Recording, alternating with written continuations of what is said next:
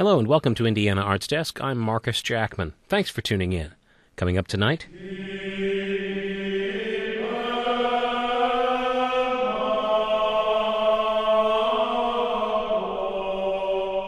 Capella Romana graces Indianapolis this weekend and the arts calendar. But first, many people have questions for Mia Beach about Smudge Magazine, a publication which she helped found, which features original news, literature, and visual arts.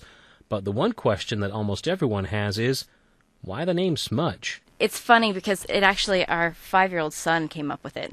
We were trying to come up with a name for a magazine, and he decided that it was Smudge, and everyone who was involved liked it.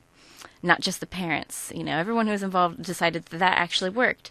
So we just stuck with that. Beach says while Smudge is based in Muncie and is open to local artists, they're not trying to limit things just yet. We have mainly a local interest. We have like an events calendar for art shows and, local music shows, any kind of little things like that, art exhibits. And so all that's local. It has a local theme, but we're not limited to, we had a submission from somebody in Oregon, and that was in. And it just depends on what kind of stuff. When we're soliciting from people that we know, it's pretty hard to get people actually up and doing it. Smudge is just now preparing for its third volume, and the planned submission deadline is coming up, but Beach says it is not too late to get material in to be considered. The submission deadline for the third issue should be May 28th. People can submit after that, but it would probably go into the next issue, the fourth issue.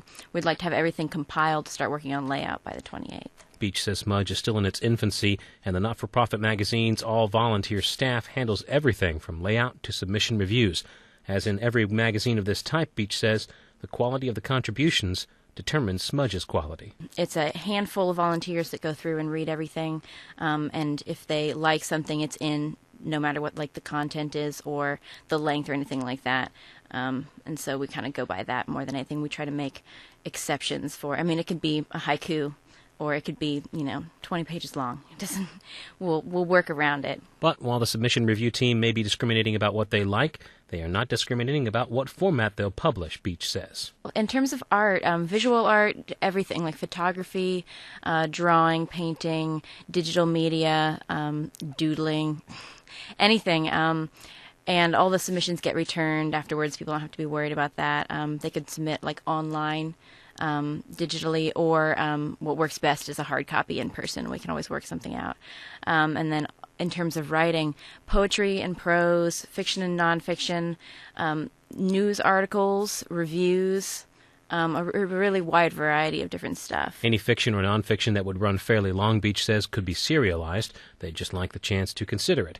Smudge will have rolling submissions, that is, one could submit at any time for an upcoming issue. Beach says if someone's interested in being involved and doesn't want to submit anything, they could always use more volunteers to help get the magazine out. Currently, Smudge is available in a few bookstores around Muncie, with plans to add more as circulation increases.